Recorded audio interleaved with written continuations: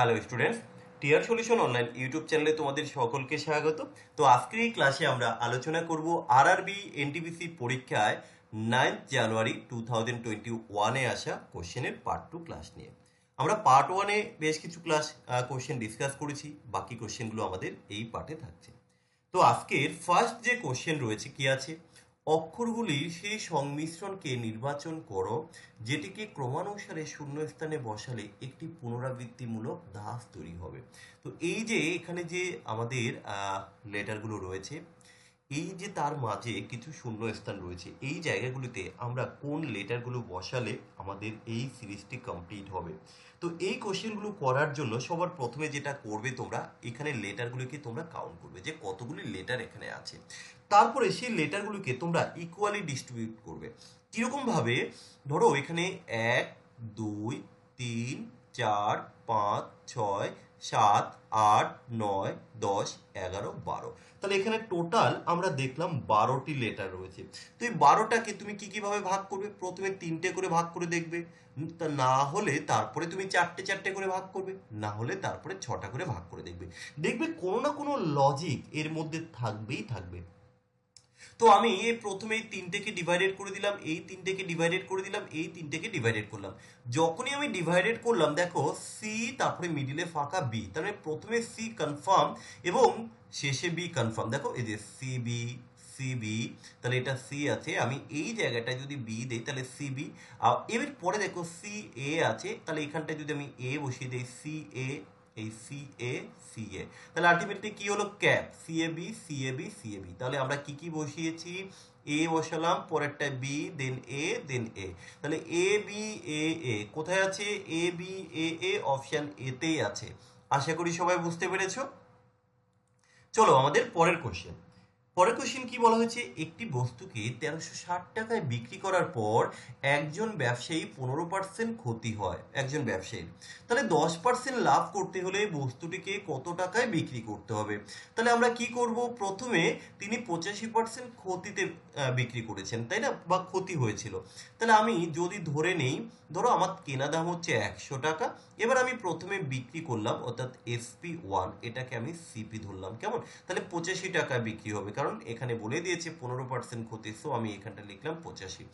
এরপর আমাকে যদি 10% লাভ করতে হয়, অর্থাৎ দ্বিতীয় ক্ষেত্রে আমার বিক্রয় মূল্যটা হতে হবে 110 টাকা অ্যাকর্ডিং টু কোশ্চেন। যখন এই দেখো 1360 টাকায় বিক্রি করেছি, তখন আমার এই 15% লস হয়েছে, অর্থাৎ যখন আমি 85 টাকায় বিক্রি করেছিলাম 100 রেসপেক্টে, সেই মুহূর্তে আমার বিক্রয় মূল্যটা অ্যাকচুয়ালি কত? 1360 টাকা। তাহলে এবার আমি যদি এই 110-এর জন্য কত এটা বের করে নিতে পারি, আমার কিন্তু উত্তর চলে আসবে। তো তুমি এখানে কি করে করবে এটা দেখো, সব থেকে বেস্ট হচ্ছে তোমরা এই 1360 যেটা রয়েছে, 1360কে ডাইরেক্ট তুমি ডিভাইডেড করে দাও 85 দিয়ে, তাহলে কি হবে? 85 ওকে 85, এর সাথে 1 গুণ করলাম, 85 ওকে 85, আর 5 5 8 40, 25, তাই তো? তাহলে এখানে হবে 16, তো এর সাথে যদি আমরা 16 গুণ করে দিই তাহলে কত হবে? এই 16 ইন্টু 11 করো, 16 11 হচ্ছে 176, তো 176, তার সাথে এই যে একটা শূন্য, এই শূন্য বসিয়ে দাও, তাহলে কত হবে? ও সরি, 176, 1760 আছে অপশন বিতে। এটা হলো একটা প্রসেস, এইভাবে করতে পারো। বা বা অথবা তোমরা এইভাবে করতে পারো যে 1360 টাকা যদি আমার বিক্রয় মূল্য হয়, আমি 15% ক্ষতি করেছি, তাহলে আমার ক্রয় মূল্য কত? তাহলে ক্রয় মূল্য বের করতে গেলে কি করতে হয়? লাভ বা লস যাই হয় সেটা আমাকে নিচে লিখতে হয়। সো এখানটা আমি লিখবো 85, আর উপরে আমি লিখে দেবো 100। তাহলে এই টোটালটা হচ্ছে আমাদের ক্রয় মূল্য। এবার আমি কি করব? 10% লাভে বিক্রি করবো। 10% লাভ, বিক্রয় মূল্য বের করতে গেলে ক্রয় মূল্য into 100 plus minus x, so ওই এক্স 10%, সো আমি এখানে 110 টাকা লিখবো, বাই কত? 100 লিখবো। তুমি এইভাবেও কিন্তু অঙ্কটিকে করতে পারো। এই 100 এই 100 কেটে গেছে, দেন তুমি এই 85 দিয়ে যদি এটাকে কাটো, কত হবে? না 16 হবে, 16 11 হচ্ছে 176, আর এই হচ্ছে 0, সো একই উত্তর কিন্তু তোমার চলে আসবে, কেমন? আচ্ছা, পরবর্তী কোশ্চেন দেখো। এ বি এর কাছ থেকে বার্ষিক 9% হারে সরল সুদে 24,000 টাকা ধার করেছিল। 3 বছর পর তাকে যে পরিমাণ অর্থ ফেরত দিতে হবে, 3 বছর পর যেটা ফেরত দেবে সেটা কি? সেটা হচ্ছে অ্যামাউন্ট, তাই তো? এবার আমরা তাহলে কি করে করব? দেখো এখানে আমরা সূত্র বাদে একটু দেখানোর চেষ্টা করি। সূত্র দিয়ে তো অঙ্ক সবাই করবে, তাই না? তো তুমি যদি আসল ধরে নাও 100 টাকা, এই যে এখানে 9% আছে না, 9% বলতে কি বোঝায়? 100 টাকার জন্য 1 বছরে 9 টাকা সুদ। তাহলে এখানে 3 বছর আছে, 3 বছরে কত হবে স্যার? 3 নং 27 টাকা সুদ। আচ্ছা 27 টাকা তো সুদ, কিন্তু এখানে তো অ্যামাউন্ট লাগবে, সুদ আসল লাগবে। তা আসল হচ্ছে তোমার 100 টাকা, তুমি বললে যে স্যার আমার সুদ হয়েছে 27 টাকা, তাহলে সুদ আসলে কত হবে স্যার? 127 টাকা হবে। কিন্তু এই কোশ্চেনে তো স্যার 24,000 টাকার জন্য সুদ আসল কত হবে বের করতে চেয়েছে, বা বের করতে বলা হয়েছে। অর্থাৎ আমরা এখানটায় লিখে নেব 100 টাকার জন্য যদি হয় 127 টাকা, তাহলে এই ঐকিক নিয়মে আমরা বের করে নেব যে এই 24,000 টাকার জন্য কত। তাহলে এখানে কত গুণ বেড়েছে? এই 2 শূন্য কেটে দিলাম, তাহলে এখানটায় বাড়লো কত? 240। তাহলে স্যার আমি এই যে 240 এর সাথে যদি গুণ করে দেই, আমার কিন্তু উত্তর চলে আসবে। এবার এখানে কথা হচ্ছে এই 127-এর সাথে আমি শুধুমাত্র 24 গুণ করব, তাহলে আমার উত্তর চলে আসবে। তো গুণ করতে গেলে শেষে কিন্তু একটা জিরো থাকবে, তাহলে 124-এর সাথে একটু ভুল বললাম, 127-এর সাথে যদি তুমি 24 গুণ করো তাহলে কত হবে? 127-এর সাথে 24। এবার দেখো আমি এখানটা একটা অ্যাপ্রক্সিমেট মানে আনুমানিকের ধারণা অনুযায়ী যদি করি কোশ্চেনটা, তাহলে কিরকম হয়?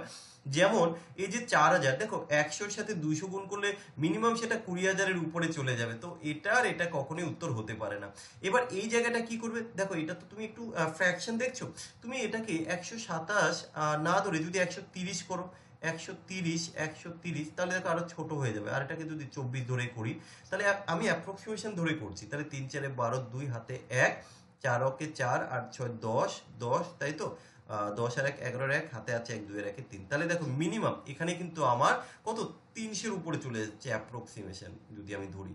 তো যাই হোক, তোমরা চাইলে এই 127-এর সাথে ডাইরেক্ট 24 গুণ করে উত্তর করতে পারো, তাহলেও কিন্তু উত্তর চলে আসবে। তো যাই হোক, এই জায়গায় আমরা এই যে আনুমানিক 3100 ঘরে চলে গেছে, যেহেতু এখানে দেখো ছিল কত আমাদের 100 কত 127, আমি 3 বেশি নিয়েছি, এখানে একটু কম নেওয়া আমার দরকার ছিল, এখানে আমাকে 23 নেওয়া দরকার ছিল, তাহলে দেখবে উত্তরটা চলে আসতো প্রায় 29 সামথিং চলে আসতো। দ্যাট মিন আমি এখান থেকে বলে নিতে পারি 28, এটা তো হবেই না।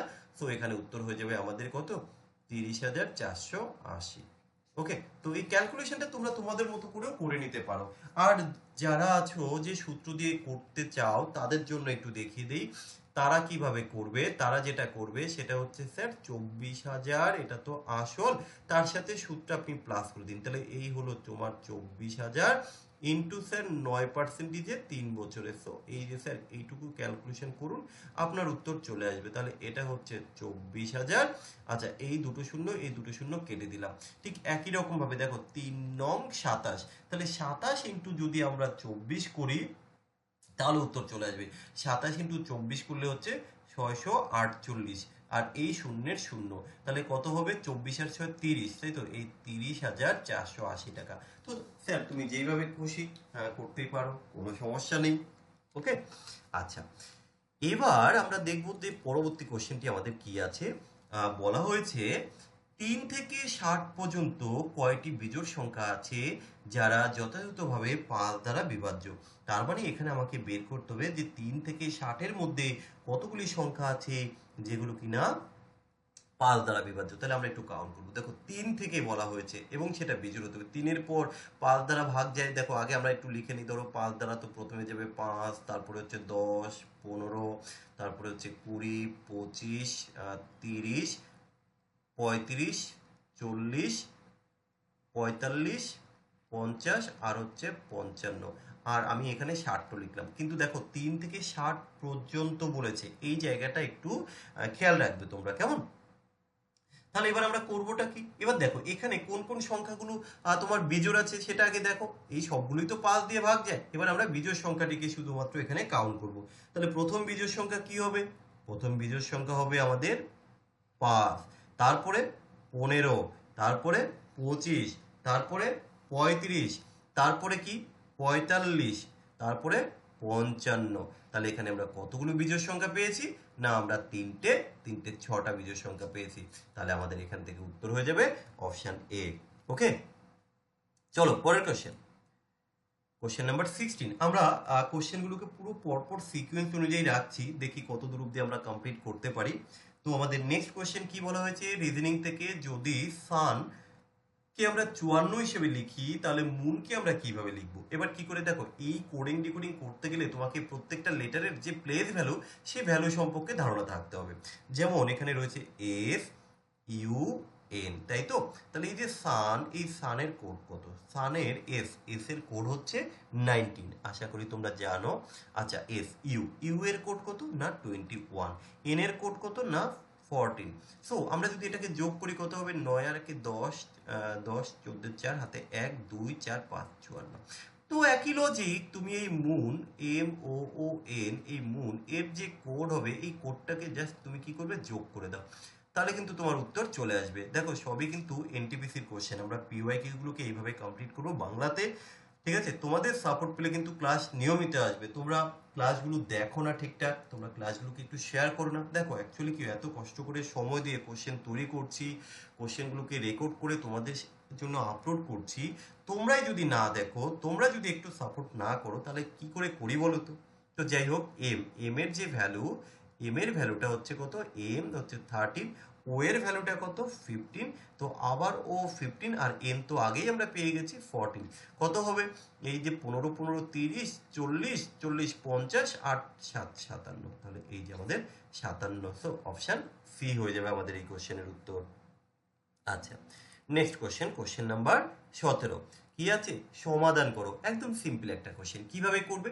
সমাধান করতে গিয়ে সবার প্রথমে তুমি যেটা লক্ষ্য করবে, সেটা হচ্ছে দশমিকের পরে কতগুলো ঘর রয়েছে, আগে এটা দেখো, তাহলে তুমি খুব সহজে করতে পারবে। তো দেখো দশমিকের পরে দেখো, এখানে দুটো ঘর রয়েছে, এখানে তিনটে ঘর রয়েছে, এখানে দুটো ঘর, এখানে তিনটে ঘর। তাহলে আমি এটা শিওর যে দশমিকের পর তিনটে ঘর হবে, এটা কনফার্ম। সো দশমিকের পর এখানে দুটো ঘর আছে, এটার আমার দেখার দরকার নেই। তাহলে এবার বাকিগুলো মধ্যে থেকে আমরা উত্তর করব। কি করে করব? এই যে দশমিকের পরের সংখ্যাগুলো লিখি, বাকিগুলো আর লেখার দরকার নেই, কারণ দশমিকের পরের সংখ্যাগুলো দেখো সব আলাদা আলাদা আছে। সো আমরা 03 লিখবো। হ্যাঁ, কষ্ট করে টোটালটা লেখার কোনো দরকার নেই। আচ্ছা, 3 লিখলাম। আচ্ছা, এখানটায় 3 3 1, দেন এটা কত আসবে? 4। ব্যাস, এই তো, এইটুকু করে তুমি উত্তর বলতে পারতে। বা তুমি দশমিকের পরে না, এটা না লিখেও করা যেত, এই 1 আর এই হচ্ছে 3 4, তাহলে অ্যাটলিস্ট শেষে 4 থাকবে। এই তো স্যার, অপশন সিতেই 4 আছে, সো আমার এটা হবে উত্তর। ওকে। আচ্ছা, পরের কোশ্চেন, কোশ্চেন নাম্বার 18। 18তে কি রয়েছে? রিজনিং থেকে একটি কোশ্চেন রয়েছে।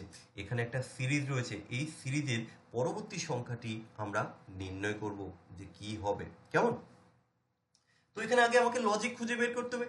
37 থেকে 21 হয়েছে, 21 থেকে 13 হয়েছে, 13 থেকে 9 হয়েছে, তাহলে এর পরের সংখ্যাটা কি হবে? তাহলে লজিক কি?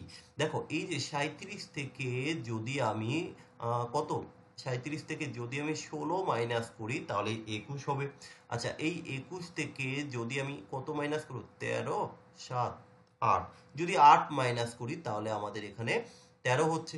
একই রকম ভাবে এখানে কত? 9 আর 4 13, এটা হচ্ছে 4 মাইনাস করলে, তাহলে এরপর কত করবো? দেখো 4 4 এর ডাবল, এগুলো সব ডাবল হচ্ছে, 4 4 এর ডাবল 8, 8 এর ডাবল 16, তাহলে এটা কি হবে? এর হাফ হয়ে যাবে। দ্যাট মিন এটা কত হবে? এটা 2 হবে, তবেই তো 2 এর ডাবল 4, তাহলে এটা 2 কমিয়ে দাও, তাহলে এটা 9, এটা কত হলে তুমি -2 করলে কত হবে? এটা 7 হবে, 7। তাহলে দেখো এখান থেকে আমরা অপশন এ উত্তর করতে পারি। ওকে, চলো আমাদের নেক্সট কোশ্চেন আমরা কি আছে একটু দেখে নেব। Question number 19। নৌকা এবং স্রোত থেকে একটি কোশ্চেন রয়েছে। তো নৌকা এবং স্রোত চ্যাপ্টার করতে গেলে তোমরা জানো যে আমি একটা টেবিলের মাধ্যমে কিন্তু নৌকা এবং স্রোত চ্যাপ্টারটি করিয়ে থাকি। তাহলে আমি সেই টেবিলটি প্রথমে একটু ড্র করে নিচ্ছি। এই টেবিলটা একটু ভালো করে বোঝার চেষ্টা করবে। তো প্রথমে আমরা লিখি এই টেবিলের নৌকা, দেন আমরা লিখি স্রোত, তারপরে আমরা লিখব অনুকূল, আর এই হচ্ছে প্রতিকূল। জাস্ট এইটুকু করলে আমাদের উত্তর চলে আসবে। এবার এটা তোমাদের এখন বোঝানোর জন্য আমি টেবিলটা বা সফটটা ড্র করলাম। অ্যাকচুয়ালি পরীক্ষার সময় এটা দরকার পড়বে না। এখন বিষয় হচ্ছে, এখানে বলে দিয়েছে স্থির জলে একটি নৌকার গতিবেগ যদি কিনা 14 কিলোমিটার/আওয়ার হয় এবং এটি 1 ঘন্টা 45 মিনিটে স্রোতের অনুকূলে 28 কিলোমিটার দূরত্ব যায়, তাহলে এই স্রোতের বেগ কত? অর্থাৎ এই যে স্রোতের গতিবেগ এটা জানতে চেয়েছে। আর এখানে কি 1 ঘন্টা 45 মিনিটে 28 কিলোমিটার যায়। মনে রাখবে এই গতিবেগ আমরা 1 ঘন্টার রেসপেক্টেই সবসময় করি। তাহলে 1 ঘন্টা 45 মিনিট আমি এখান থেকে একটু এইভাবে করে নেব। 1 ঘন্টা 45 মিনিটকে যদি আমি একটু ঘন্টায় কনভার্ট করি তাহলে 15 দিয়ে 3, 15 দিয়ে 4, তাহলে কত হবে? 4 ওকে 4 আর 3 7, তাহলে এত ঘন্টায় যাচ্ছে কত কিলোমিটার? 28 কিলোমিটার। সো 1 ঘন্টায় যাবে কত? 16 কিলোমিটার। ঠিক আছে, 16 কিলোমিটার। তাহলে এখানটায় আমি লিখে দিলাম 16 কিলোমিটার। এবার কি করে বের করব? দেখো, বিষয় হচ্ছে আমরা জানি এই অনুকূল কি করে বের করতে হয়। অনুকূল হচ্ছে, অনুকূলটা চলে আসে আমার নৌকা প্লাস এই স্রোত করে আমাদের অনুকূল চলে আসে। প্রতিকূল কি করে আসে? এই যে নৌকা মাইনাস স্রোত করে আমাদের প্রতিকূল আসে। সো এই যে এখানে আছে 14, সরি একটু ভুল বললাম, অনুকূলের, হ্যাঁ ঠিকই আছে, অনুকূলের ক্ষেত্রে প্লাস। সো নৌকা এবং স্রোত 16, আমাদের নৌকা যদি 2 হয় তাহলে স্রোত কত হবে? তুমি বলে স্যার এটা যদি 2 হয় তাহলেই তো এটা 16 হবে। তো 2, দ্যাট মিনস স্রোতের গতিবেগ তো তুমি নিজেই বের করে নিয়েছো। কত হবে? না 2 কিলোমিটার/আওয়ার। ওকে, আচ্ছা, কোশ্চেন নাম্বার 20।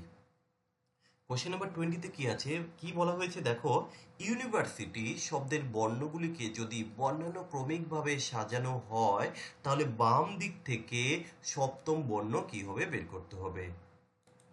যদি এবার আমরা এখানে একটু সাজাই তাহলে কিরকম হবে দেখো, আগে সাজিয়ে নিচ্ছি।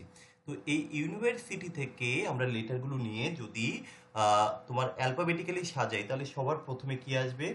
ই আসবে এখান থেকে, তাই না? ই আসবে, দেন কি আসবে? আই। তো দুটো আই আছে, আমরা দুটো আই লিখে নেব। চলো আমরা লিখে নিই, ই আই আই। দেন কি আসবে? এন আসবে, তারপরে এস। তো চলো আগে লিখে নিই এন এস। দেন কি আসবে? টি আসবে, এস টি, তারপরে ইউ হয়, সো আমরা লিখবো এস টি ইউ। দেন কি আছে? ভি আছে, সো আমরা লিখে নেব ভি, দেন ওয়াই। আচ্ছা, লেখা তো হয়ে গেছে। এবার কি বাম প্রান্ত থেকে কোনটি সপ্তম? এবার আমরা সপ্তম কাউন্ট করব। তো 1 2 3 4 5 6 7। আচ্ছা, একটু ভুল করলাম মনে হয়, E I I N, oh sorry, এখানে আরটা মিসিং হয়ে গেল। আর এই যে আরটা আমরা মিসিং করে দিয়েছি, তাহলে আমাদের সপ্তম কি আসবে? 1 2 3 4 5 6 7, তাহলে সপ্তম হবে আমাদের টি। সো এখানে আমাদের অপশন নাম্বার বি হয়ে যাবে সঠিক উত্তর। ওকে, চলো পরবর্তী কোশ্চেন। পরবর্তী কোশ্চেন কি আছে, একজন পুরুষ এবং একজন মহিলা একটি কাজ যথাক্রমে 8 দিন ও 12 দিনে করে। তাহলে একজন এই লিখে নিলাম, পুরুষ কাজ করে 8 দিনে আর একজন মহিলা কাজ করে 12 দিনে। আমরা দেখে নেই তাদের কাজ করার কি ক্ষমতা। 8 আর 12 এলসিএম করলে হবে কত? 24। 8 24-এর মধ্যে 3 8 24, 12 24-এর মধ্যে 2। এটা হচ্ছে একজন পুরুষের কার্যক্ষমতা, এটা একজন মহিলার কার্যক্ষমতা। এখানে 2 জন পুরুষের কথা বলা হয়েছে, এখানে 3 জন মহিলার কথা বলা হয়েছে। তাহলে 3 দুগুণে 6 ইউনিট কাজ করবে, এখানেও এরা 3 দুগুণে 6 ইউনিট কাজ করবে, তাহলে টোটাল কিন্তু 12 ইউনিট কাজ করে নিল। তাহলে মোট কাজ হচ্ছে 24 ইউনিট। তাহলে 24 ইউনিট করতে তাদের কতদিন লাগবে? তুমি 12 দিয়ে ডিভাইডেড করো, 12 দুগুণে 24। সো এখান থেকে আমরা বলতে পারি যে আমাদের 2 দিন সময় লাগবে মাত্র। ওকে, আচ্ছা, নেক্সট কোশ্চেন এবং আমাদের আজকের শেষ কোশ্চেন কি আছে, দ্বিতীয় পদটি যে উপায়ে প্রথম পদের সাথে সম্পর্কযুক্ত ঠিক একই রকমভাবে তৃতীয় পদটির সাথে এই 4টে অপশনের মধ্যে থেকে কোনটা সেই লজিক অনুযায়ী হবে তোমাকে বের করতে হবে। কেমন? তো এই কোশ্চেনটি আমি তোমাদের জন্য HW হিসেবে রাখলাম। তোমরা প্রত্যেকে চেষ্টা করে উত্তর কি হবে কমেন্ট সেকশনে জানানোর। তো চলো আজকের মতো এখানে শেষ করলাম, দেখা হচ্ছে পরের আরো একটা পার্টে।